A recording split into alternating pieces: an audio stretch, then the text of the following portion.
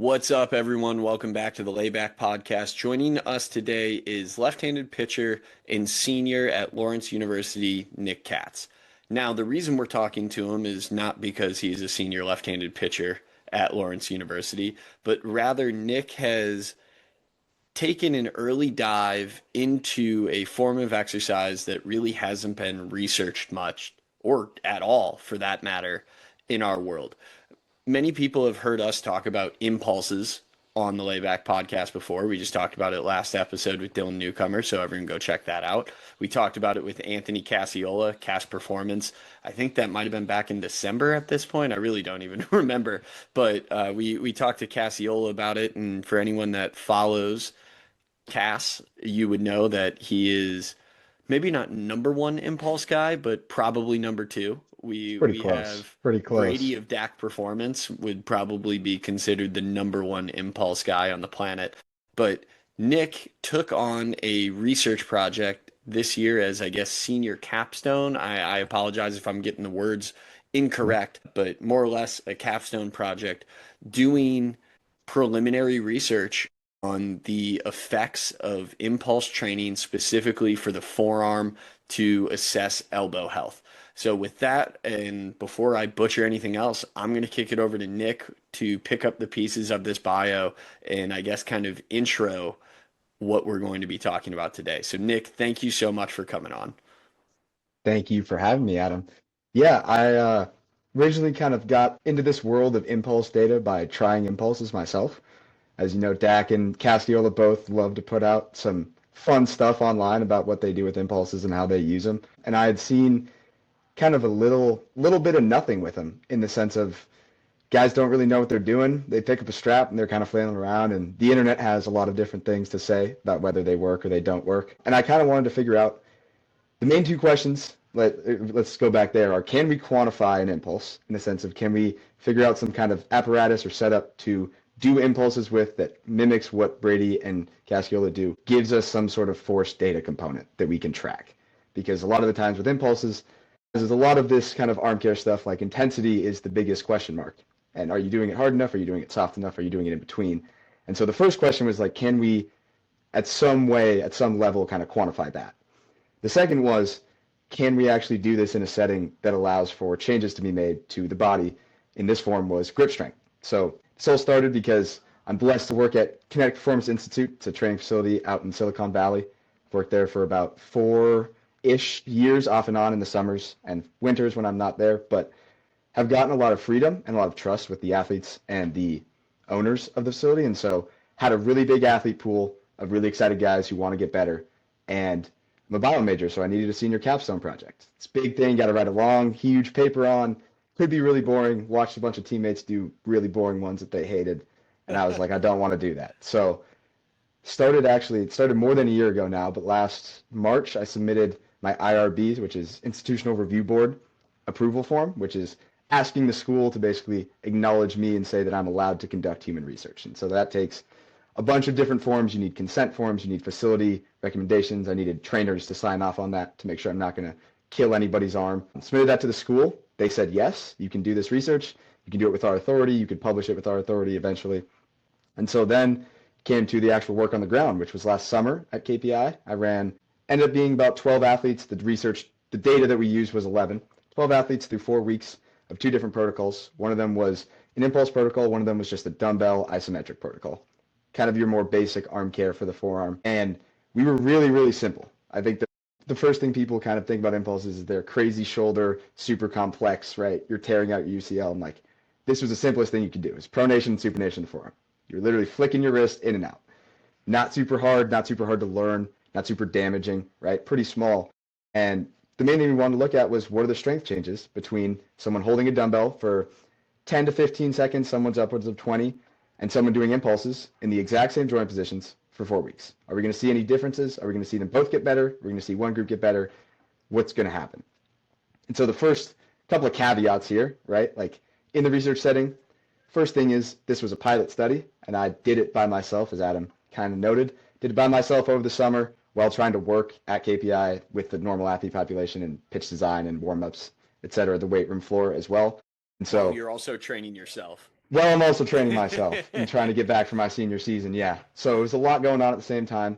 Ended up being 4 weeks. Wish it could have been 8 because we know 8 to 12 is generally the beginning of the range for those tendinous adaptations and those strength adaptations. But got the 4 week window. And the first cool kind of piece that I tried and came up with the help of Casciola was this 10 deck impulse setup. So impulse strap hooked up to a stable anchor, and in between the end of the strap and the anchor is this little device that was about this big called a 10 deck processor, which is made for climbers, but it's just a dynamometer that's handheld, connects to Bluetooth, really easy to use, really easy to save, really easy to access as well. It's super light and you can kind of set it up with anything. So it almost acted as like a heavy weight for the impulse strap.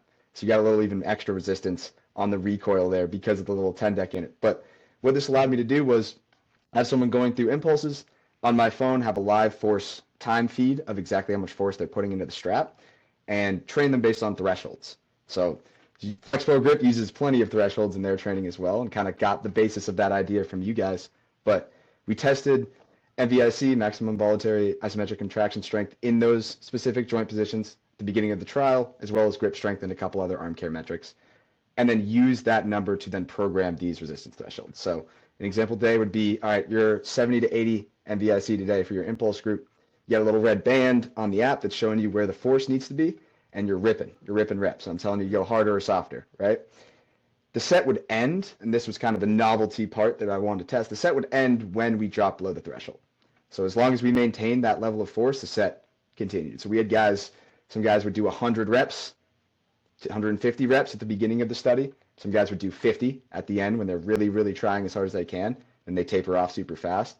But it added this kind of changing modality within the stimulus where each day of training was a little bit different, and the athlete kind of had a different challenge each day of trying to hold this threshold exactly where it was. And it kind of worked, and that's the best way I think I can describe it. So the sample size is low, right, which means that our statistical power, so the p-value that everyone is chasing, does not look phenomenal, and that was expected. That's okay. It's a pilot study.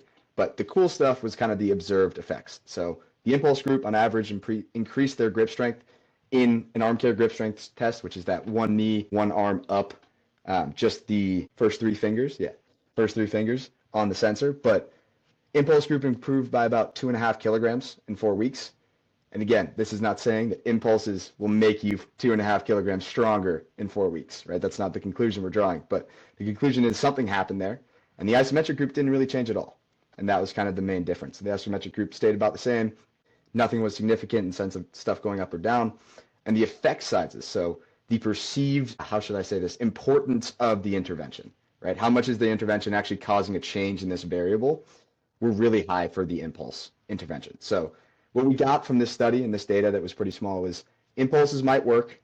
They do something in 4 weeks, which is interesting because that's a pretty short amount of time for general training and output metrics. And we have some sort of setup to kind of quantify the force going into them.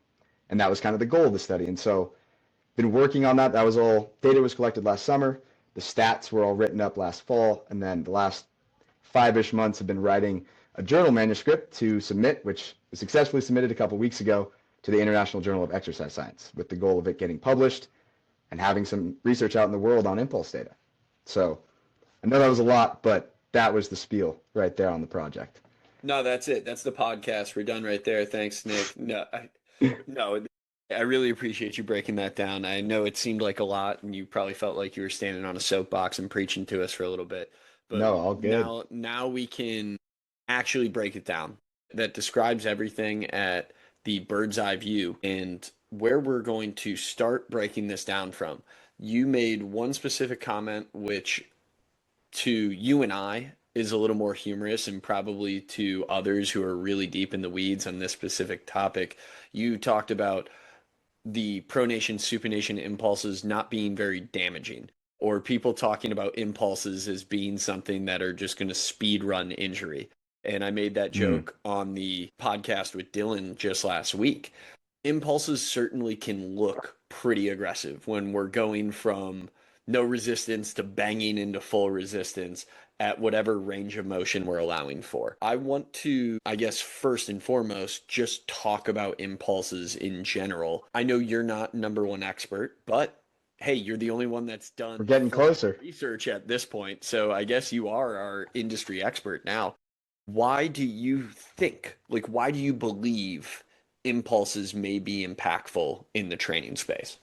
Okay. I got two lenses I'm thinking about them being helpful. So we'll start with not a hurt athlete. You are a healthy baseball player and you want your arm to be healthy. Why should you do an impulse? That perspective, I think the first thing we got to start with is what is an impulse, right? A lot of the times it gets kind of misconstrued, I think, in social media. But from what I've seen, from what I've researched, it's a ballistic isometric. So it is ballistic intent, which is trying to move as fast as you can into a very short, albeit very short, some of the time, isometric, where you are contracting as hard as you can and not moving the actual length of your muscles or your tendons.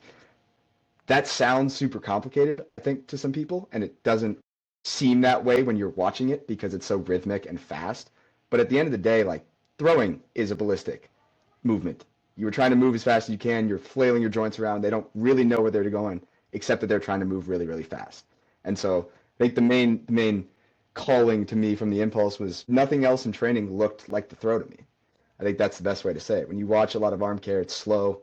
It's isometrics, which are, as you know, very helpful. It's controlled. It's very much isolated in the sense of you're staring at your wrist doing something, you're staring at your fingers doing something, you're staring at your shoulder doing something slowly that you can kind of process all at once. And the impulse is not that. The only thing I can control is intent, really, at the end of the day, is what intent am I putting into the exercise? What am I trying to feel? How hard am I trying to do it? And am I trying to maintain some sort of rhythm? And I think that gets into the real gold of the impulse, and that is rhythm and the ability to generate force repeatedly in ways that we need to. Impulses are weird. You've done them yourselves. Anyone who's actually tried them, it is hard to get a steady impulse going for the first time doing something you've never done before. And that to me is the beauty of it, because we actually have to figure out not just a way to produce force in this tight constraint with these kind of movements and these kind of patterns that are similar to the demands of the throw, but we also have to figure out a way to do it over and over again. When we get a little tired, when we get a little fatigued, maybe we're bored because it's rep 100, because you can do 100 impulses, right? But you got to figure out some way to keep both the intent, the rhythm, and the speed applied to the exercise. And I think I've found that is pretty nice standard of training for a lot of baseball players, especially guys who have done a lot of arm care, have done a lot of isometric holds or banded work or stuff that they have kind of conquered in their mind, I think is the best way to say it, where like, especially as a college baseball player, right? Like you do the arm care that works for you, you do your ER, IR stuff, your pec opening stuff, and it feels great, but a lot of the time you know exactly what you're going to feel and you know exactly how hard it is, and you're not really getting challenged by it in a lot of ways. And I think impulses give us a modality that can challenge people and players in the arm care kind of vector of training that isn't necessarily as prominent right now. And I think could help out a lot of people, especially those who are kind of looking for arm care. And the arm care they're doing feels kind of boring and kind of the same, because a lot of it, unfortunately, is the same and is boring and doesn't progress itself that much. So that would be my sell for the athlete. The return to throw side, as we both know, I think is honestly the bigger seller, and that is returning to throw after a surgery, especially in the arm, requires a lot of both neural proprioception and trust in the ability to move really fast, right? We can think about it in the sense of like knee surgeries with jumping or running or gait with ACL, but I think about it very similar in the arm. And I think that's kind of the main connecting point that a lot of the impulse guys online refer to, is that like your body doesn't know what it's doing when it's trying to move fast again after a surgery. It might have some baseline levels of strength. You might have aligned some of the collagen fibers again, right, in your tendons, and they've gotten stronger. The cross-sectional area has grown. Like, that's awesome. You have an atrophy. That's all awesome. But if I tell you to move your arm as fast as you can you actually do it over and over again? And a lot of times the answer is no. And that's where I think impulses really come into play.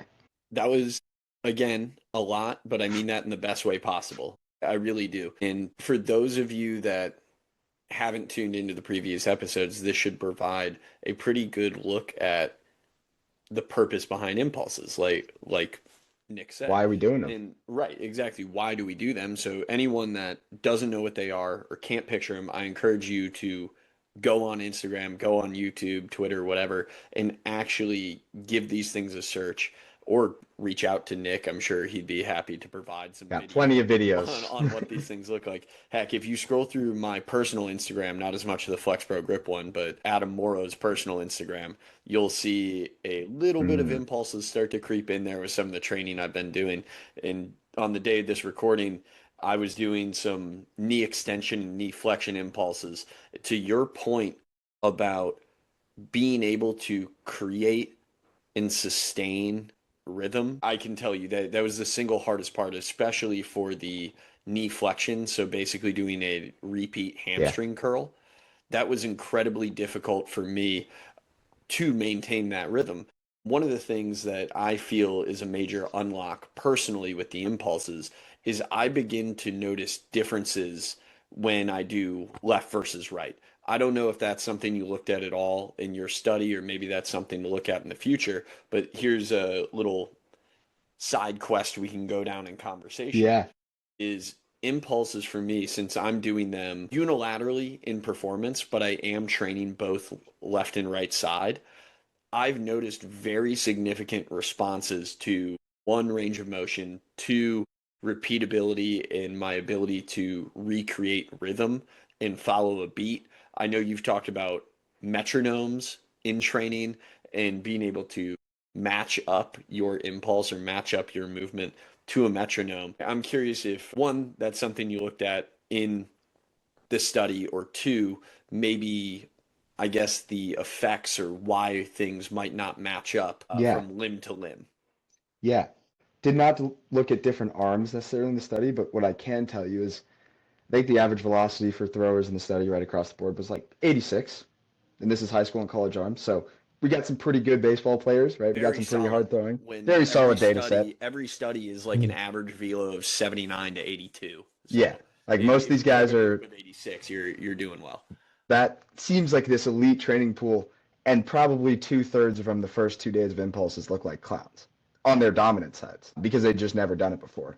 And to me, like the baseline difference, I would chalk up to, what have you done? What kind of proprioception do you have? What kind of sense of this movement do you have? Right there, all of those pathways. But the left and the right, for sure, I think, and if anyone wants to try, would be do it in shoulder flexion or shoulder internal rotation. Like go to your dominant side, bang out some internal rotations. It'll feel money, feels like you're throwing, and then try and do it on your non-dominant side. And it will not feel good because you have no idea what you're doing and you don't really know what you're activating because you don't do it that often, right? And so I think that is definitely a factor that comes to impulses.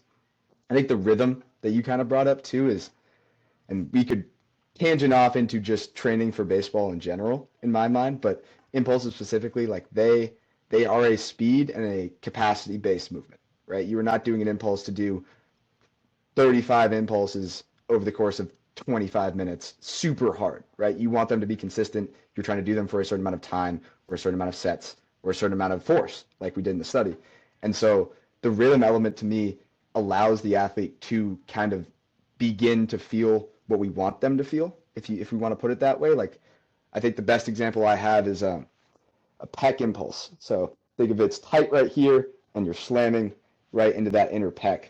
So a chest fly, more or Chest less. fly, basically a chest fly. Yeah. Casciola first put me onto these. I started doing them, and first time you do them, bicep tendon right at the top doesn't feel great. You feel your trap kind of roll through, and then the more and more you do them, or the more and more that you get coached on them, and you literally are touching your pec where you want it to feel, and you're touching the exact area you want it to feel. Maybe you're listening to music and you're trying to match a beat, but like you said, you feel different things. The next rep, you feel something a little bit different, and then a little bit different, and a little bit different. You kind of add as you go throughout a set or throughout a workout. And I think that's the rhythm element is really kind of what brings the impulse together, I would say, is in like you can do it without a metronome or music, but you should be trying to keep some sort of tempo or rhythm. You should not be flailing around to flail around as fast as you can, right? Like that, we know that there's tempo in pitching. I think that's the other thing that, like you were talking about, it's hard to keep a consistent tempo and impulses. I don't know how many pitchers, including myself, it's hard to keep a consistent tempo pitching and find one that you actually need and can be common and relax the right things and contract the right things and stay consistent in your movement patterns. And I think that kind of translates really well to a knee flexion impulse where you're going to feel a bunch of different things, but hopefully by rep 300 of the day, you've started to figure out how you can feel the same thing over and over or keep a certain rhythm or maybe both. And then to me, that day has been successful, right? And we have developed something that day in the impulse sector that we can take for the next training application or for the next time. I swear you were in my backyard training with me today because I did 3 rounds of 100. And when I finally got to those final 50 reps of the day, reps 251 to 300, I finally felt like I figured out what I want to feel, where I want to feel it, and kind of unlocked it. Now that goes to something I've shared on the podcast before. I guess it's my personal use of impulses or where I find them impactful. I'm just going to share it again. So I've apologized to anyone that feels like I'm just regurgitating and just hitting rinse and repeat here. But my use of impulses, or when I present them to an athlete, generally the question I ask is, how much total time do you spend in X position during a single throw? And usually the answer is between, I don't know, a couple milliseconds and a tenth of a second. It's not going to be Yeah. much shorter or longer than either one of those things. But regardless, the answer I'm looking for is not long at all, something incredibly short, faster than a snap of a finger. Great. Now let's extrapolate that out. How many times does that happen over a day? How many times does it happen over a week? How many times does that happen over a season or even a year? And then maybe we're getting to a point where an athlete comes back to me and says, over the course of a year, I think I spend a grand total of 1 to 2 minutes in that position. If you combine every single moment over every single throw, over every Mm-hmm. single action during the year, I say, great. Okay. Now, if you set up for an impulse, you can match that exact same time under tension or exact same rep total that you amassed over a year A year. in one training session. And Yes. now you can do that however many times a week. Of course, intensities are different, speeds are different, but going back to that rehab side, with that being so often the athlete that I'm working with, Yeah. what you're doing is often giving an athlete an exposure to something that either previously caused trauma or something that was previously difficult to them, just an easier path into acceptance of a movement or acceptance of a range of motion or a force producing action. I know there's Yeah. not really a question in that, but that's No. where I have kind of preached the importance or the use case for an impulse. Where I would go with that is a little bit of the harder bio stuff, but what I really looked at after this study and kind of in the discussion section of the results was like why do neurological based training? So trying to move as fast as you can, trying to move as slow as you can, like things that are not necessarily a mechanical load thing, but more of a intent based training exercise. Why do they work? Like, what is the neurological connection to like this will make you increase RFD faster, or this will get you maybe a little bit stronger? And a lot of it comes down to discharge rate and action potential based stuff. And so when we do movements at a ballistic intent, we're trying to move as fast as we can, and we have that range of motion of no resistance to really almost explore how we can generate the force to execute the movement. The rate in which our action potentials get sent to the motor unit, right, and then to the actual fiber muscle contraction change. And so the intent that we do them with changes what literally is happening from our brain down to the motor unit down into the muscle. And so with an impulse, right, with an RTT setting, kind of like you're talking about, like there's the famous DAC example I love to use is like you have 4 sessions today of 500 reps, and every rep is going to feel like barely anything. Like maybe you're tapping. Maybe you're just tapping like this. He also uses joint moves a lot. I think that's another example in this Which is kind of kind of like the realm. intro to an impulse. It's kind of the intro to an impulse. Yeah, Impulse without resistance or without exactly. the overcoming isometric feature. Without the overcoming ISO and the banging, aspect Yes. of it. But the idea of you don't need to bang this as hard as you can. You just need to do it over and over again so that your body can recognize that this space is allowed. You're allowed to be up there. You're allowed to move this area at a certain speed. Maybe it's not full speed, but it's a certain speed. And we're going to tell your brain over and over that that's okay and that that's acceptable. A lot of the times to me, then other movements that are coordinated become just part of that algorithm a little bit, right? And so like, for example, for a shoulder IR, right? Like even just hanging up there for some guys post-surgery is tough, just holding their arm up there in the first place. And so it's like Well, are you going to give them some crazy decel movement or tell them to do something? Or are you going to tell them to move 2 inches for a bunch of times? And then maybe we'll grab a baseball or we'll grab a fly ball or grab a football, right? And like that, just the trust, like you said, like hundreds and hundreds, thousands of reps accumulated across an RTT process, especially. Then go into the first 30 reps that you throw of a ball. And all of a sudden it's 30 reps. It's not 2 sets of 200, it's 30.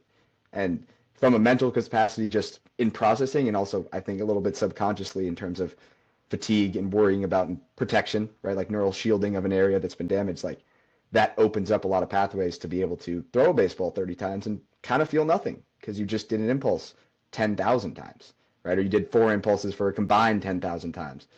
And of course, like, and I think we'll get into this later, but there are a lot of things, kind of prerequisites, I would say, like a checklist almost you want to have before you have an impulse protocol, or with an impulse protocol is probably the better way to put it. Right? Impulses don't magically fix arms. There are a bunch of other important S&C principles we got to kind of check off first. But in terms of that proprioception, right, because that's like the best word we can kind of use in this sense, I think that's probably the biggest open box of an impulse, right? You could be at phase 1 of RTT and doing barely any movements. You could be at 17 weeks out, 18 weeks out, and we're ripping 50 impulses and that's it for the day because now we're actually getting back to the mound and maybe we're throwing again, right? And that big kind of gradient and how they're used to me is also why we want to study them and why they haven't been studied. I remember, it's funny, I'll shout out Brady. I remember reaching out to Dak at the beginning of this and being like, hey, like, do you have any research on this? There's some chain shock Russian stuff. It's kind of out there floating around, like maybe that. And he was like, no, because they're so versatile, like I don't even know how I would study them. You could use them for so many different applications, RTT, lower, upper, whatever it may be. And there's so many different applications and use cases that I haven't studied them because I just use them so much. And I found that kind of profound in a lot of ways because I feel like a lot of times with arm care, it's so specific and so niche. Like you got to do it in this exact slow lower in this exact kind of rep scheme for it to work. And it's like, this is one of those things that kind of breaks that mold a little bit and has a lot of potential for growth. I was originally going to take us back to the study to kind of break down another piece, but you mentioned something that you said you thought you might cover later, which is kind of the whole gradient or spectrum of things that you want to check off before introducing impulses. I think it makes more sense to go into that now than go back to the study. So I'm good with that please, now. Nick, go ahead and take that away. Well, I'll start with shouting out you, Adam, and Flex Pro Grip because my basis for arm care kind of started processing my own head when I first got introduced to armcare.com, which right when it came out, our facility KPI, we had a great guy working there who grabbed it up and started testing it out and using it and seeing how weak a lot of these really elite athletes are when it comes to arm care metrics. And when it gets to impulses, I think we almost have to be super, not strict, but super smart in terms of like, we need our baseline stuff. We need our tendons to be healthy. We need our muscles to be healthy. We need to be able to exude force at long lengths, right? And vulnerable positions. We need to put a lot of load on them. And an impulse is putting a lot of load in one type of way, but it's not necessarily a mechanical tension time thing, right? And so we need our sustained isometrics. We need our eccentrics. We need all of those kind of more classic, you would say, like check boxes for this. And the real kind of hybrid that it would be a future research project, but it will happen someday is, and Dak and Cass both do them, but I like to call them kind of impulse iso pulses, but it would be holding an iso, so an overcoming iso in a certain position, or maybe it's a pulse of an iso for a certain amount of time, and then immediately doing impulses after. And so I think that's a good way to kind of explain the idea of like prereqs, where like, yes, the guy banging the shoulder strap online should not be you tomorrow. You should not pick it up and start just doing that right away. But we probably want some sort of isometric in the joint position that we're going to do an impulse in. I think that's like the first one, at least in the training or maybe before the impulse, because it builds both, right, the physical properties, but also kind of that proprioceptive side of I know where I am, I know what's turning on and off, I know I'm not in danger in this position. And then you could progress to maybe a light impulse and an isometric, and maybe you have an eccentric kind of thrown in the mix too for an accessory. And then finally you arrive at, you're ripping this all out, let's see how much force you can put into it, like let's go. But that, to me, like we kind of talked about, takes a lot of steps, right? It takes a lot of steps. Similar to, I'll use Flex Pro as an example. Like the first flex pro session for a guy out of TJ is not going to be the hardest thing for him to do ever, because it Oh shouldn't be, gosh, no. right? Like it should be Right. pretty easy, and it needs to build up to a certain point where you can even say, hey, like put the foot on the gas, go ahead. I think that's probably the biggest. I wish we could blast the internet and say, like, don't go and rip impulses for your first time ever doing them. And I'll repeat it throughout the entire podcast because that's not the point of the exercise, right? As much as it looks like it is, it's just not the point. And I feel like a lot of times we see it as the point, or people see, especially athletes, like a guy on my team. I train half the guys on my team anyways, right? And they see me doing impulses for warming up. They're like, can I try this? They'll do a couple and they'll be like, yeah, that didn't feel very good.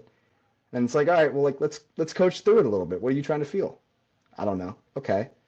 What tempo are you trying to be at? Are you trying to be fast? Are you trying to feel the relaxation phase? Are you trying to really stick it? I don't really know. And that's no discredit to them, right?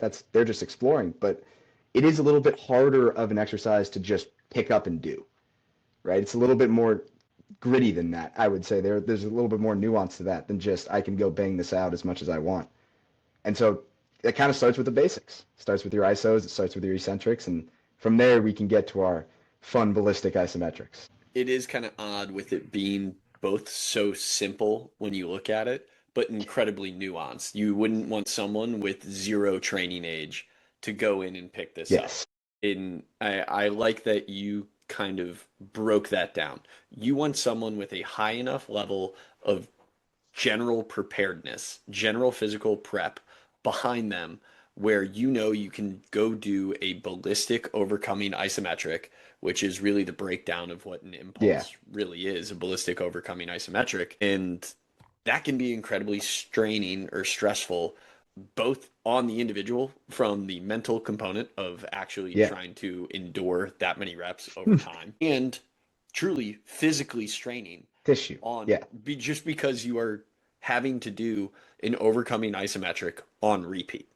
That's a lot of Over and work. over. But also, you kind of provided the perfect segue for where I wanted to go, anyways, as you talked about the gradient or the spectrum, because the next piece that I wanted to talk about in your study were the two exercises that you selected, or I guess kind of the four exercises that you Yeah. selected, but the two different realms. So we had the isometric training group, which more or less did a yielding isometric trying to hold a dumbbell in place, which mimics kind of a lot of kind of common arm care that we see for people that are trying to do quote unquote isometrics in the arm care world versus Yeah. kind of the new age with the pronation and supination. I think across the board, everyone would accept pronation and supination are great for arm health and really performance as well. They're ranges of motion that we need to be able to access as a pitcher or thrower. And also, if we can do certain things with pronation and supination, we Hmm. can impact the ball in a certain way to generate new avenues for ball flight or different avenues for ball flight, Yeah. enter the pitch design world. I know that is kind of leaps away from what you were looking at, and that's of course future study is can impulses impact what we're Spin seeing rate. on ball flight. Yeah, whether it's spin rate, whether it's arm side movement or induced vertical break, the different things like that due to the speed at which we pronate or can delay pronation by holding supination. I know that's getting way down the line, and I don't want to lose the point of what I was getting into here, which was the spectrum. So we have kind of the intro to isometrics in a sense with the dumbbell. You did a yielding isometric, more or less, versus again the ballistic overcoming isometrics with the impulses. You could have kind of a novice reader pick up your study and think these yielding isometrics are ineffective or I shouldn't do them and I should go do these ballistic overcoming isos. It's not that the yielding version is necessarily bad, and it's not that the ballistic overcoming or the impulses is the holy grail. So I'd love if you could kind of break down, maybe spend some time on the yielding isometric exercise selection and why you think there wasn't a positive training adaptation noticed in the study. Yeah. So I'll start with kind of kind of like the facts that we know, right? And then break into the why it happened that way. The first is the yielding isometrics, and from looking at how kind of sustained isometrics work in general, right? Any kind of hold that's for a set of time, the latter half of that hold tends, especially with the yielding isometric, tends to be kind of the bread and butter of actual adaptation, right, to both the tendons and the muscles themselves. But it's really in the latter half of the tension that we start to see like the fatigue of those fibers and tendons and the eventual growth and strength and stabilization. And I use dumbbell holds because they were the easiest to kind of quantify within this kind of space I was working in with the impulses. I'll put out the caveat now. I think I wrote it actually in the discussion. Like, we know some stuff. Tendons usually take 8 to 12 weeks, right? True tendinous adaptation, 8 to 12 weeks, if not more. They usually require a pretty high amount of mechanical tension and load on the system. They usually require a pretty long amount of duration under the ISO, right? And time literally within the rep with the load on. That wasn't really possible in this study. And so that was kind of where we got with, all right, we're going to do some yielding isometrics. We're going to use the same MVIC kind of parameters of, hey, we're going to look at how strong you are in this position. We're going to give you a load that's based off of that.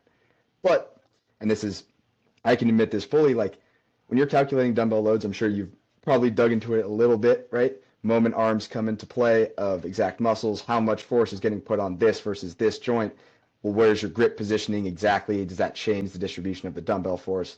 How big is your hand compared to the dumbbell? Is that changing what muscles we're activating? And because, as any listener to the Flex Pro Grip podcast, Layback Podcast knows, right? Like the FDS, FDP, FCU, all these little muscles in our forearm interact very differently depending on our grip and depending on where our fingers are placed. It changes the outcome. And so with the dumbbell group, like just for some anecdotal data, the smaller guys had more problems doing the holds.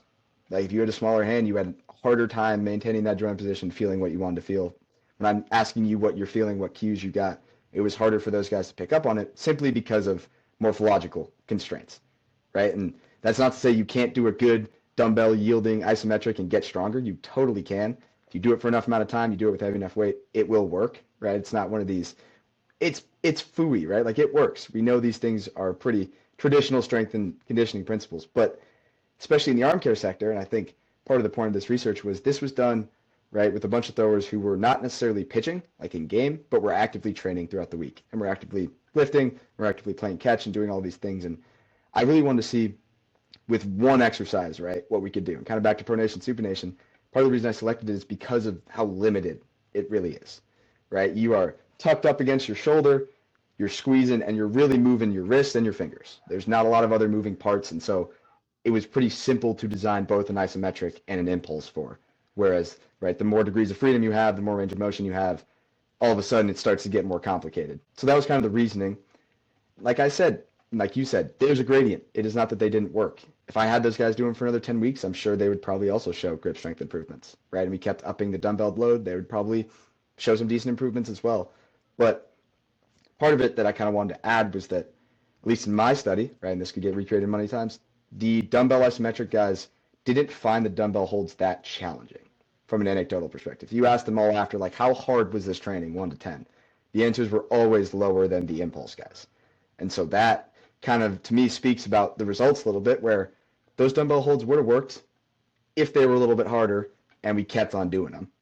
The impulses showed that kind of cool effect because they really challenged the actual tissue. They challenged the athlete in a way that they had not been presented before. And so we started to see some of these changes, right, in grip strength or in effect size that, again, are not concrete, I made this guy's fingers stronger, but we're giving him a stimulus that he's never had before, and it's changing some way that we interact with that tissue, right? And so I think to the world, right, like these isometrics, especially even like yielding isometrics, they're not, we know that they're better, sometimes better options, right, for isometric-based exercises, but they can still work, right? A lot of this kind of stuff can work when implemented right, but it needs the right kind of load and the right amount of time. And those are like the two real quantifiers of will you actually see some sort of result. And of course, by week 2 of the study, I'm like, dang, I should have given them heavier dumbbells. Like, you know what I'm saying? Like right away, I could think that. And that was kind of the beauty of the impulse group as well, was that I didn't have to really consider that because these ranges were much more individual in the sense of within a set, they're hitting all these they're hitting within a range, 10%, 15% range, but that's a bunch of different numbers. That's not 20 pounds in a dumbbell, right? That's a bunch of different individual contraction force numbers that are sending different stimuluses to the tissue, whereas a dumbbell hold with 20 pounds or with 25 pounds is a dumbbell hold with 25 pounds for 20 seconds. But again, in the future, it can work. Do not discount it. These things are still valid training protocols, right? That kind of last synopsis is exactly why I wanted to have this conversation and break down the study with you, because Yeah. that goes way beyond even what is going to be published in the literature. This Mm-hmm. is where application of the study actually gets into the training space and gets into the performance space. Because although you looked at the effectiveness of impulses, what you also showed is what we know as an industry, the tried and true approach that at the end of the day, your load, your intent, your time under tension are generally going to be the things that most move the needle in training. Now, there might be certain exercises or there might be certain contraction styles that are most Mm-hmm. effective or impactful for an individual trying to achieve a certain thing. But it's kind of like the classic meme that I know you're online enough to picture what I'm saying, but you have your complete dunce on one end of the spectrum and you have Yeah. your higher being monk on the opposite end of the spectrum, and then in the middle is like the dweeb nerd hardo Yes. that like tries to do everything perfect and optimize, and it's just the the complete dunce way over on one end of the spectrum is just haha lift heavy weights, Lift and heavy weights. then the elevated monk is just like lift heavy weights Lift heavy or weights. Right? It's expose not self hard. to force. Expose force. High Yeah, like forces. exactly, like phrased slightly differently, but effectively the same thing. Like train hard, high forces, and that's more or less what you showed, right? That's the like secondary or tertiary finding in all of this. The group that was exposed to higher loads over potentially longer durations or had more experiences Yeah. with higher effort bouts was the group that saw more positive results. Yeah. And that's I think the best testament too is that the the impulse group especially, and I mean both groups for that matter, but the impulse group, like that last week of training, right? So it would be week 4 of their training, and that's 90% and above for MVIC, right? And so these are getting into heavy dumbbells, right? Hard to hold for longer than 15 seconds. And the impulse guys, like we'd have 15 reps, and the dude was burnt out, and he was below the threshold, and it was over that day. And it'd be like, all right, next set I'm gonna try and get to 30. I'm going to see if I can get to 30 with that threshold. I'm going to see if I can get to 50 with that threshold. And all of a sudden, it kind of gamified a little bit the actual training itself and allowed the athlete to kind of get to that point that we're talking about of, oh, I can actually put a lot of force into this thing. Right? It doesn't need to be the most optimized thing ever. They might be kind of not as rhythmic as the 70% ones, but I can trust my body to put a lot of force into this thing over and over, and that's the training I have for the day. And then I'm done. And I'm going to go throw. I think that's kind of like you said, the insight into it is really that simple, right? At the end of the day, like you need force, you need a lot of it, you need it consistently, and you probably need some good joint positions, and like you'll get some cool stuff. So here's one that maybe you haven't spent too much time on. At least I hope you haven't, because I would love for you to go through the thought experiment right here. Have you considered the psychological factors in training that athletes are most likely to want to chase down? Because you had your yielding isometric group that did the dumbbell holds, and those athletes are or they're chasing down a longer time. Like how long can I sustain this hold? Which, yeah, I guess you can push yourself. It is still technically an objective measure, like how much time am I holding this? Yeah, but it's Versus like, on the other yeah, side, it's for the impulse group, it's how much force, how many reps. I don't know. Although those are both sides were dealing with counting, they yeah, feel so differently to me. And I can't yes, put my finger on it, but I can tell you like I hate doing time under tension work when my goal is how long can I sustain this. But if I'm trying to chase down a new rep total, I think that's really fun. Or like I've had the fortunate experience of getting to train on a Kaiser machine before Mm, at like spring training complexes because they have all that fancy stuff. In any time I can create a new like peak force, i.e. like on Flex Pro Grip, which truthfully is why we have to be kind of careful with guys doing max effort work on Flex Pro Grip all the yeah, time because then they want to PR constantly. When it's a new force number, guys always want to PR. But when it's holding for a new time duration, they don't like it. they don't really care. I don't know if you've thought about that at all or if you even put any Ooh, consideration into it, but I'd be curious of how you think that psychological piece can even play into the motivations of training and then the effectiveness that comes from it. yeah. Um, I'll start with kind of my senior college pitcher. I'll start with that perspective of like, what do I like to do in training, experiment with, and I think the best way I could describe it, and the listeners I'm sure will know what we're referring to, but the kind of DAC, little bit of like some triphasic, some other stuff, but the whole idea of like a 5 minute slow lower or a 5 minute ISO. And I think there are benefits to those. That's a whole nother conversation. But I'm bringing it up because that is one of the hardest things to do ever, is to get to 5 minutes, right? There's this whole, if you could do a 5 minute slow lower ISO or 5 minute reverse lunge. And I find a lot of enjoyment in trying to get there, right? Because I'm a training nerd who loves to do weird stuff and try out stuff. But your average athlete is not going to enjoy getting told to sit in a position for a certain amount of time, right? Like we are athletes, we are young, we like to move. We most of the time have terrible attention spans, and sitting in something for a period of time or trying to even increase the time can get just tedious. It is hard to stay concentrated on it. And I think that kind of works also into why stuff like impulses or even like plyos really took feel and grasps in the idea of like plyo velo is like the best way I can quantify it because plyo velo in my mind and some of these other kind of outcome-based velocity or force results, like you're saying with a flex bar grip or a Proteus, like we have a Proteus in KPI, and guys are doing trunk rotation, trying to beat their trunk rotation power PR from last week. It allows for like a self-challenge in a lot of ways. When you're doing a time-based constraint, a lot of the times you can't increase the time, or it's very hard to, in the sense of if you're doing a hard hold exercise or you're doing a sustained ISO, unless you're really concentrated in a perfect mental state, not that fatigued, your time isn't going to go up that often. I think that's the first part I would kind of throw in there, right? Like time constraints generally in my mind have been harder to increase as easily and as competitively, if that makes sense, as force constraints. And force constraints also give you, to me, a little bit brighter of a kind of warning light.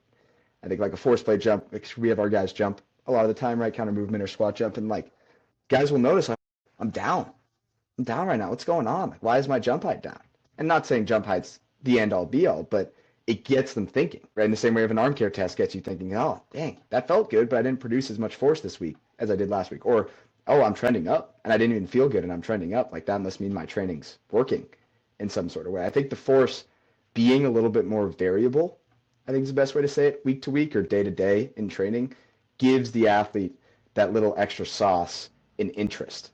Where like I think the best way to say it, like when you walk into a grip strength test, like or a jump or an impulse, it's like, all right, like we're gonna see what the body can do today. Like, is it gonna be higher? I feel kind of weird, but maybe I can get a higher output, or maybe I feel great and maybe it's a little lower, and now I'm pissed off for a week and I'm gonna go do it again and try and get a higher output. But that little bit of variability that I just feel sometimes with time-based things, you don't get as much of it. Like I've failed, you could fail the same split squat week to week to week in a hold, or you could do the same dumbbell hold with the same weight for a couple of weeks and be like, all right, this still sucks at 20 seconds every time. Like I'm not getting any better at it. All of a sudden with force, it's much more drastic. It's, wow, I'm down today, or I'm up today, or maybe I'm right where I am today. Maybe I could put a little bit more into it and be up next week. It's kind of a mystery in that way, where you step into a force-based outcome metric and it's really more of a mystery of what it's going to be, and that gets you interested in trying to be better at it. I'm caught stuttering because I am in agreement with you, and I'm just kind of breaking it down on my end. I Yeah, do think you stated it really well when, especially when you begin to bring up the time investment that it takes to beat a time threshold. yes, I think about, again, my training today. You bring up a 5 minute ISO lunge. I did my first set today, I did 90 seconds. My second set, I did 90 seconds. And then I did three more sets of 60 seconds. I don't necessarily feel like I can even engage for a second beyond that 90 right now. And that's less to do with physical capacity. And it's And more to do more. with I have been in this for long enough and I'm ready for something new. Also, it Yes. is way more enjoyable to try to produce a ton of force than to Yeah, it's sustain fun. an average amount of force. And I think you then take the next steps and you think about not just not just readiness, and I guess this goes into what we've researched with FlexPro Grip. Yeah, there are some positive things that can come from yielding isometrics, but then when you look at the real kind of, I guess, it factor that can come from overcoming isometrics, where you can get true objective data and you can look at trends, you Hmm. can look at force. I feel like you can just make so many more judgments of where you Yes. are, and that drastic change, I think you stated really well. I think that's a great point, that the question mark or the enigma that comes with every Yeah. single test is something that, one, provides excellent feedback, and two, kind of gets your heart racing in a good way. It gets you excited for the, oh my gosh, what am I going to be today, and how will this impact me? Yeah. I no, 100%. The last one I had, I just was thinking about this. The time, I think the strategy to PR too is an interesting thing to talk about here. We're like, right, a lot of times in time-based or dealing isometrics, it's like, well, if you feel XYZ, right, you might be able to hold it a little longer, or try and feel this, right? And those are, to me, like in a rehab setting, I've had knee surgery, did a bunch of stuff like that for quad activation, hip stuff. That works when you need to turn on a psoas again, right, or something's been off. But in the sense of actual training, it is a lot easier to be like, all right, figure out a way to produce more force in this than it is to say, feel this thing and then feel this thing for a minute, right? And just kind of hold and linger in this one feeling for a minute. That's a hard, both mental and physical task to give someone, especially a younger athlete, especially a high school or novice athlete, right? Whereas, all right, dude, figure out a way to do this, right? Like maybe your feet are a little offset that time. I don't care. Try and get more force out of this one, right? And like that by itself just opens up the field, I think, to guys believing in themselves a little bit more to be able to actually do it and PR, or at least figure out a way to not PR, right? Like, Mm-hmm. oh, I did it that way and that was lower, so that doesn't work, But at least now we got the gears kind of clicking and we've started the journey of kind of progressing. I feel like once again it goes back to the meme. It's just closer to sport. Like the way you It's just close for perform sport. something doesn't matter at the end of the day. Success is success and failure is Yes. failure. So the position doesn't necessarily matter. Of course, now when we tie it back Yeah. into a study and we're trying to look at the Very effectiveness of certain specifically, sure it exercises, does. it Yeah. does. But when we go out on the baseball field, it wouldn't matter if you threw the ball, I don't know, you weren't facing the Yeah. batter ever. If you didn't see where No. you pitched, it wouldn't matter if you tossed the ball underhand, if you had a 0 ERA. Like, No. And it doesn't, and that's the thing with the impulse thing that was so funny to me is it doesn't matter, right? You're trying to get a force metric. It doesn't matter if you relax a little bit longer or you let the strap go farther back or if you held it a little bit longer. Like the only thing you're looking at is how much force did that go? How much force did that produce?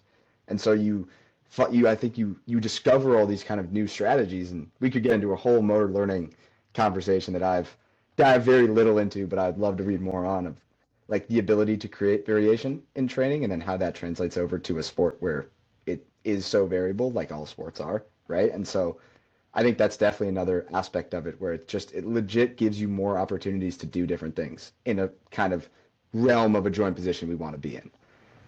right, with the kind of constant being the load that you cannot overcome. Yeah, that you cannot overcome. So now at this point in the discussion, I think a decent spot to go is, where would you want to go next? Forget about Mm. where you think the industry should go next, because let's face it, the simple answer is do it with more people.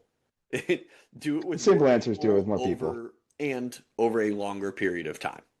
Those Yeah. are the two simple ones. So I'm going to pluck those out of the decision making tree and challenge you a little bit. So, given that those are kind of the obvious, where do you want to take it?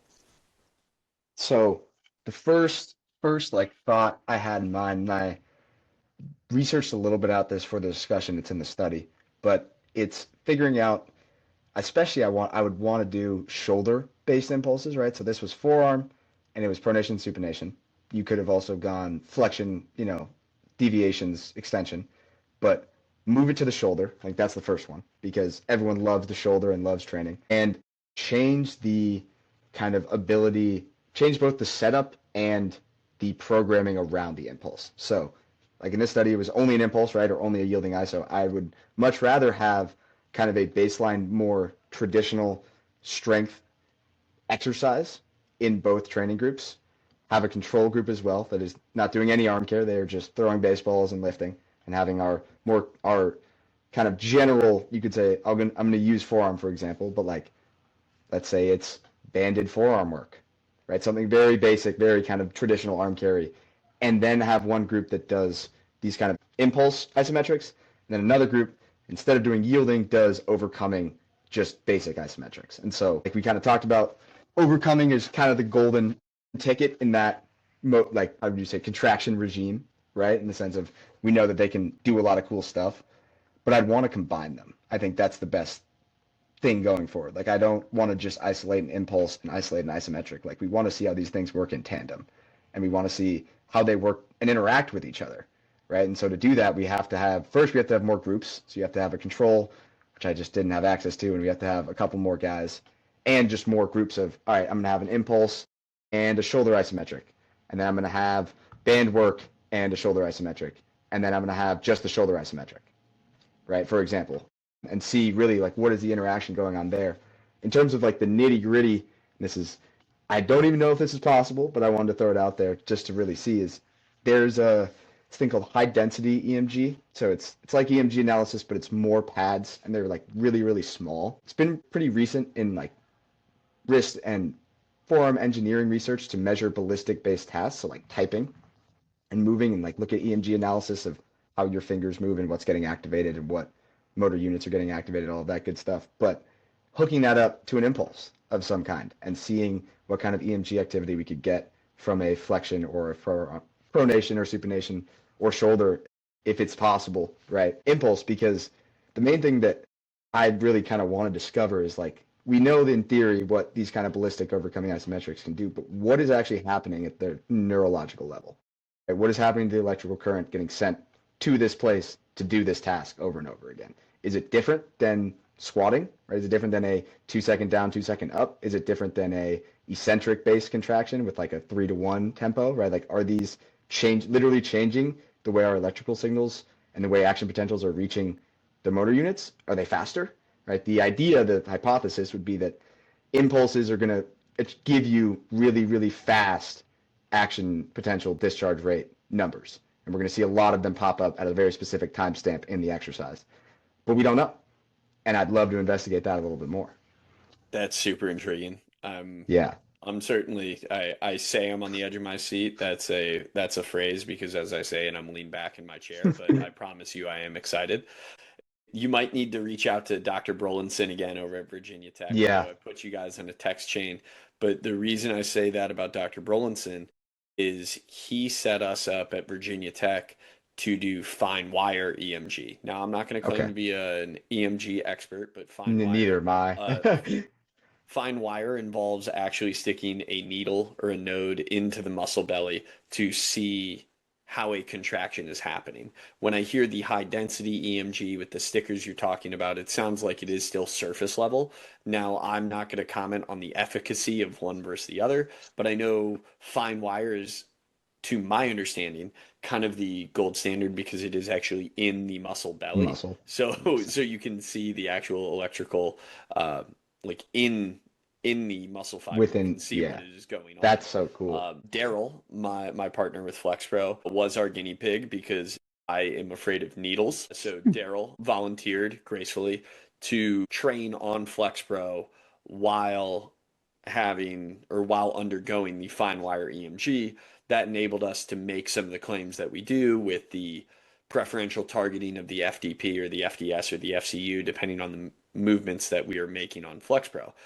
It sounds like that is something that could be undertaken with these impulses. Yes. Granted, it kind of boils down to the same system of, I guess at the end of the day, for the shoulder, it doesn't necessarily matter what muscles are producing the force if the body can handle and produce more, because It's yeah. that's kind of The the goal. dynamics are a But little different than the elbow and the forearm. right, Yeah. right, of course. It's such a broad system that's working to stabilize or produce force in that joint space. Regardless, it would be pretty awesome to know what muscles are doing what, and Yeah. if then we could develop a more specific training regime for an individual based on the way their muscle tendon units are firing. Yeah. I also think kind of the future directions, kind of broad goal, if we get away from the very particular and more to the actual application, is like there isn't really a good system out on how to use impulses or No, program. there's There none. there are people you could talk to, right? And if you have them, but it's become such a fad, I want to say, in a way, where like most college baseball players who have Instagram have seen someone doing impulses and are like, maybe I have a teammate who tries one, or maybe I'm gonna do it with a TRX strap in the gym, like whatever. And I think the main thing is we can do as much research as we want, but there is a baseline level of kind of education that I kind of hope to push out in the next couple of years with, of course, like Casciola and Dak, I think have done a good job of it within their own personal brands and what they do with RTT, right? Especially Casciola has, and he has whole guides you can go for anyone who wants to know. Like Casciola has all these random videos saved away, locked on his link tree. Go look at them. They're good. They explain a lot of the stuff that we're talking about here too. But those are like that is kind of the big goal is that we can actually start recognizing this as a real training modality that can actually get programmed in a specific way that's not random or off the grid or pseudoscience, and that people can actually understand how to do it without having a biology degree, right? Like that's the other, I think, big aspect of it is that it is complex in some programming ways. It also is pretty simple, but we need to clarify those things and get them to the right spaces and into the right people's minds so that guys can actually implement them well and people can actually start using them for what they hopefully can bring to everyone. What are some other areas that you think the study could have been improved? So again, going outside of the have more people, have a control group, which comes from more people, and do it for a longer period of time. If you had endless funds and endless supply of people, Mm. 2020 hindsight, how would you have Yeah, changed your setup? I would change. I would. Okay. Well, of course, there are a million things. It's going to make the study look terrible, but that's why we do these things, right? First thing I would change is definitely the both MVIC test and grip strength test. So like the grip strength protocol we used was just arm cares on one knee with their finger positioning, which I think was I mainly used it because guys were familiar with it, so it did Right, not you the guys use it variation at was lower. KPI. It's Yeah, easy to implement. and so I didn't want guys doing it for the first time for this study, right? And not knowing and like having completely different results just from a practice standpoint. But change that to both that grip, like both these two fingers, but also other grips. I think that's the first thing I would do is add more grip strength tests that change the muscles we think are getting activated to see like what's actually happening. So we could have a grip strength test depending on positioning with arm care or even with 10 deck if you did a MVIC setup in a certain way, right? That maybe isolates two fingers, three fingers, maybe the thumb is involved, maybe the thumb isn't involved. Maybe we're in neutral versus non-neutral, supination, pronation, right? Like all of those little aspects of grip I'd want to adjust a little bit, I think, and add some more nuance into. I would also adjust the MVIC setup because I mean, I could say I jerry rigged it right around a pole with a 10 deck and these connectors and carabiners and a a cuff that we use to pull. I ideally would want to use, I don't even know what it's called, but it's basically like a wheel with a very specific handle at a certain angle on it, and you can attach it to a setup in a similar way.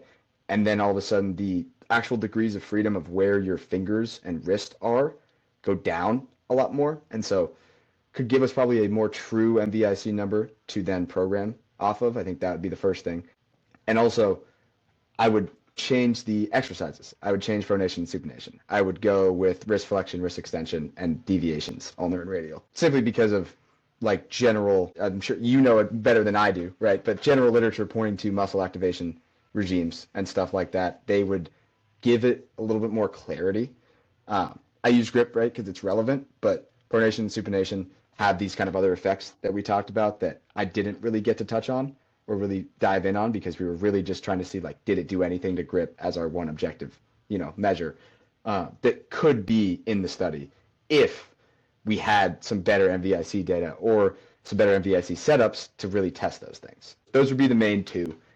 And I think the last one would be again, if I were to do it again, all the dumbbells would just be harder. I would take the calculations I have and I would just add 2.5 pounds to each of them because a lot of those guys, I think, just the dumbbell, for whatever reason, like that position with the wrist in a certain way, with your shoulder in a certain way, wasn't challenging enough. And we could explain that in a million scientific ways, right? Which I had to in the results to explain these things, but it comes down to like mess with that some more and find a yielding isometric or a more traditional isometric position that almost gets the same response of difficulty or the response of this is hard, this is tiring, than the other groups do. So that instead of, well, we know that this group might have probably worked better because it was objectively probably harder, there's more of this kind of constant, these were both hard. Which one actually did something? So yeah, that would be among a million other things because these things always pop in your head after you write the 10 pages of the study. Those would be the main components. Well, if you would have switched it to flexion extension, ulnar deviation, radial deviation, no, I'm a little biased, but Flex Pro Grip probably would be the ideal testing tool for grip at Might that be the point. ideal. Might be. Another piece here, this one popped in my head, and I apologize if it feels like I am poking holes. Not the intention. It's No, more go ahead. where does your brain go? From that last question, it really got me rolling. So I'm proud of myself for asking it. But Let's go.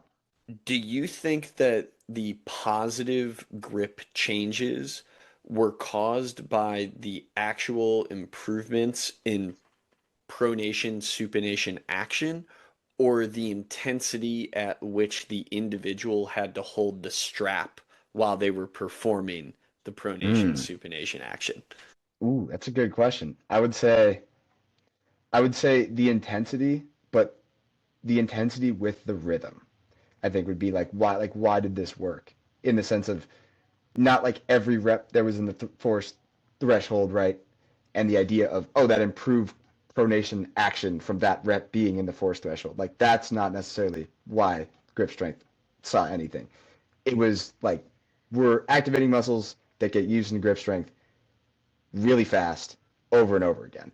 And whether it's directly to the FDP muscle belly tendon or not, the entire complex is getting stressed in a way because of that acceleratory factor, right? So like I would call it almost in the study I call it the acceleratory phase into the overcoming phase. But the combination of those two things is in my mind the main driver of any sort of adaptation, right? It's not necessarily that it was a number of reps or it was this specific joint position like did the perfect thing for that muscle. It's more like we're probably turning on those muscles and we're turning them on hard enough that we might see something happen.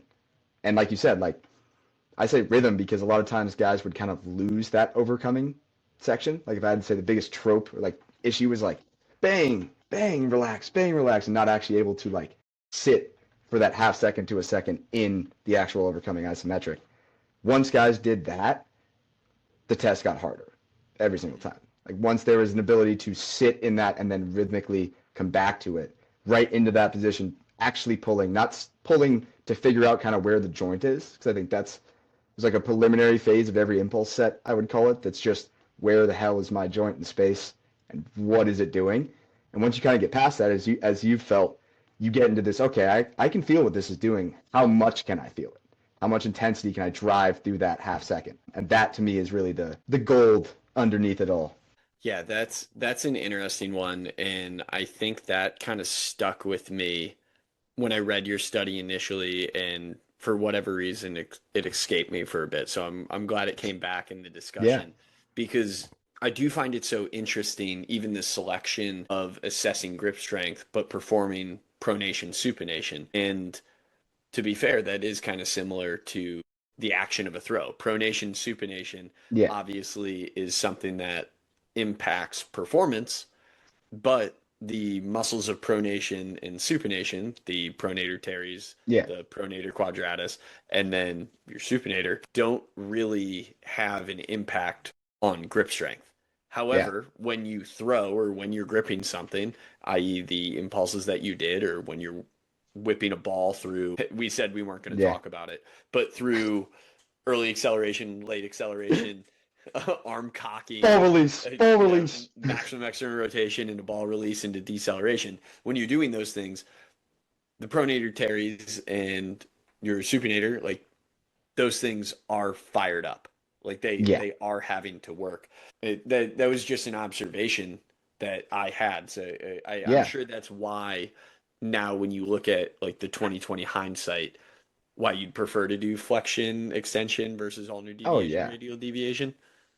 No, and that and also is funny because I was like, I'm gonna do this jerry-rigged MVIC test, and that's gonna be the primary outcome, and all the arm care is gonna be secondary.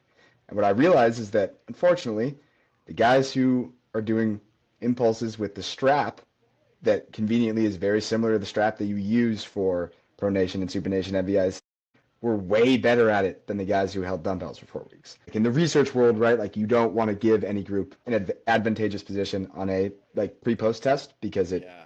gives them that advantage. And the impulse guys, and again, that's why I kind of mentioned that bar setup being different. They were gripping this. It was a little bit different, right? They're doing an overcoming ISO. It's not an impulse, but they're gripping the same thing that they were gripping for every single set of impulses in a pretty similar way.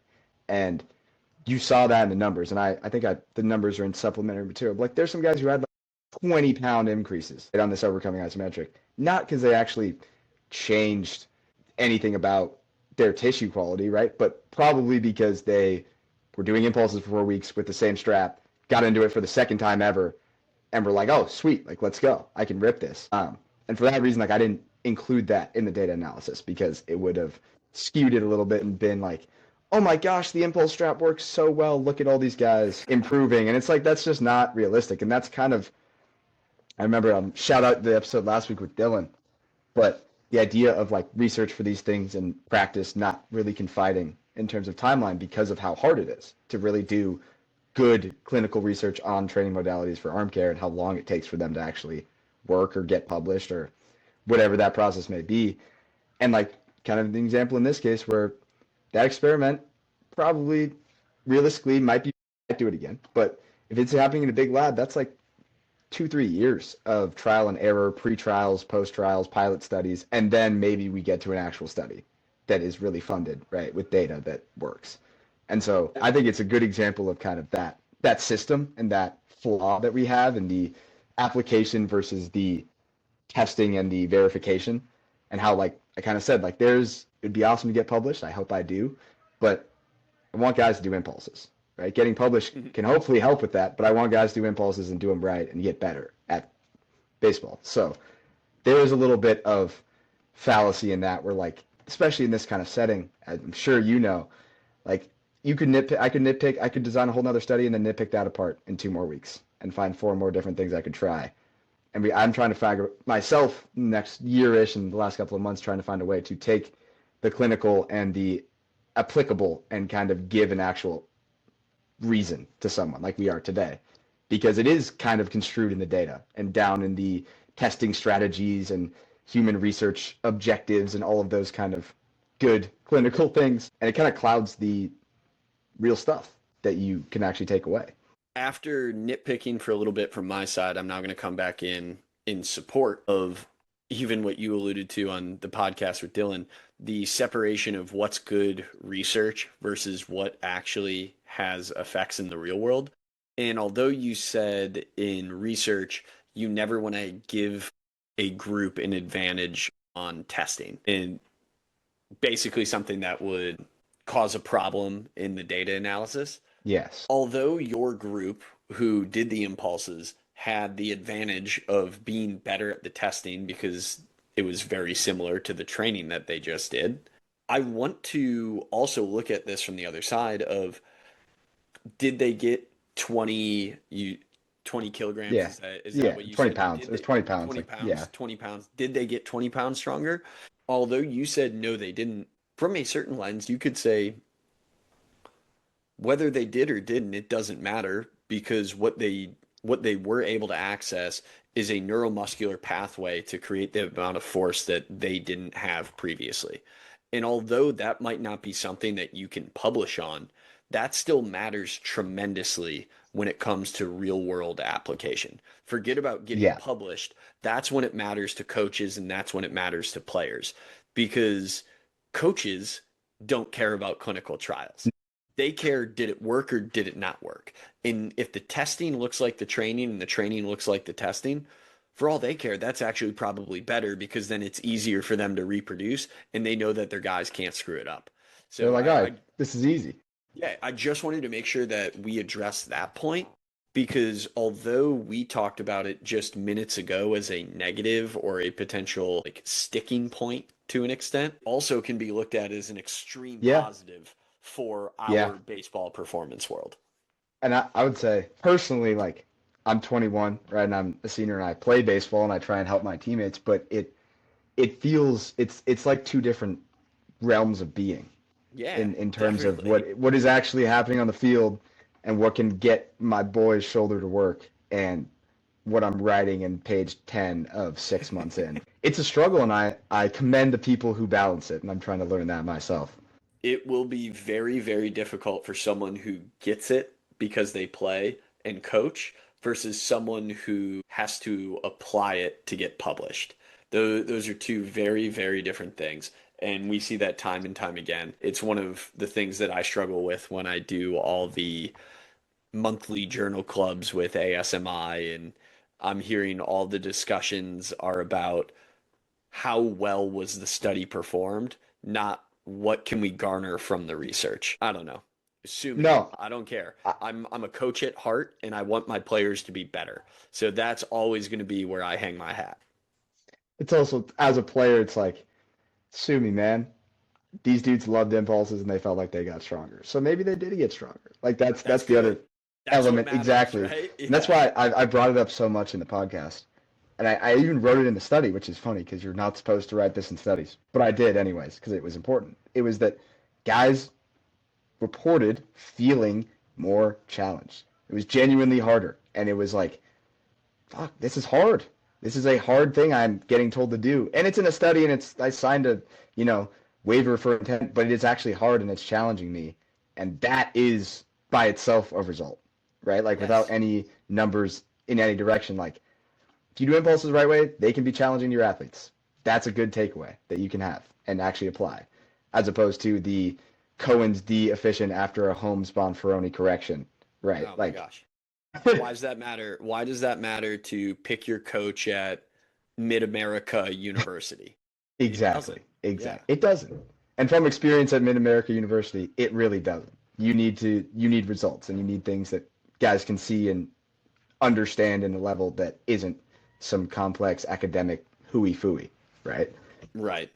So, Nick, now before I let you go, did we miss anything? Is there anything else you Ooh, need to get off your chest? ooh. We've talked about this for now over an hour. We've been crushing it, and time has absolutely flown by. At least it has on my end. I don't know No, it about has you. here too. I guess I don't know if it's final question, but is there anything we haven't covered that you feel like we need to? I would say, and you're gonna be like, stop, but I just need to shout out Adam and Casciola and Dylan, this three specific guys because I kind of use all of them as a resource throughout this process. And I've told Adam before, but there's a single professor at my university who is really anatomy, physiology based. And I love my school and I love all the professors I have, but these guys have been my resource in that sense. I didn't have an advisor or someone I could bounce ideas off of or tell me I'm wrong. I had Adam over text or Dylan over text or Casciola calling and yelling at me on the phone. That was why I could do this project. That's why I am still working on this, and it took me that long to do because I wanted to do it right because of all these people influencing me. But I just wanted to extend a thank you out to all of them, including you, Adam, for helping me out. Well, thank you so much, Nick. It really does mean a lot, and it was awesome to be a part of the process from the first time you kicked the idea my way to, I don't know, I'm sitting in the room right now where I just paced back and forth on the phone with you, trying to figure out what you could look at, how you could do it. And of course, I'm not the brains behind this. You just hit me with ideas. You tell me how you want to measure impulses. Like, wow, gosh, like nobody's done that.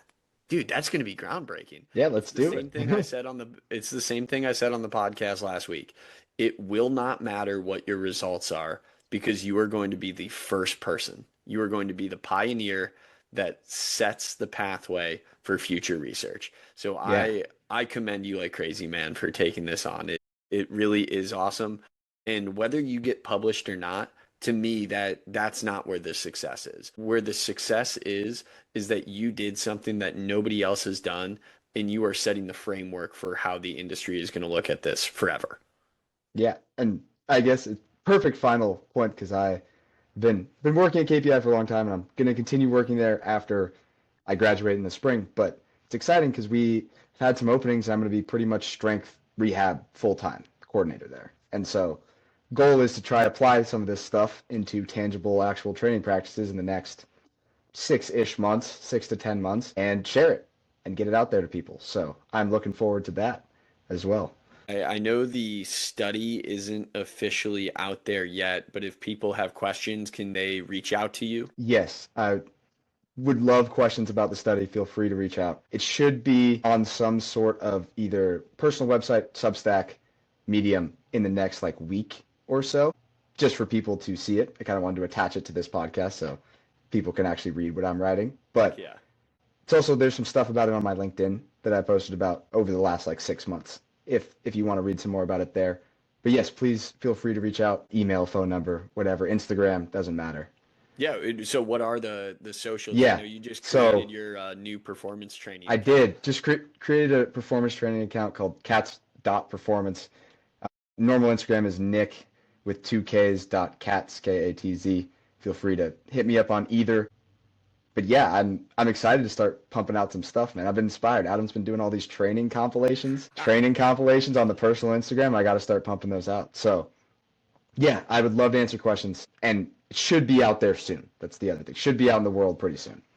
Well, this has been amazing, Nick. I appreciate you breaking it down and doing it for the baseball performance community, not giving Yes. us the information on the Cohen's D and all the other fancy things No. that I go to sleep whenever I read. 100%. Thank you for having me. Of course, man. And I'm Yeah. glad the layback community finally got to see you Yes. and hear from you, as you've been mentioned a couple times now. But of course, to the layback community, thanks for laying back with us.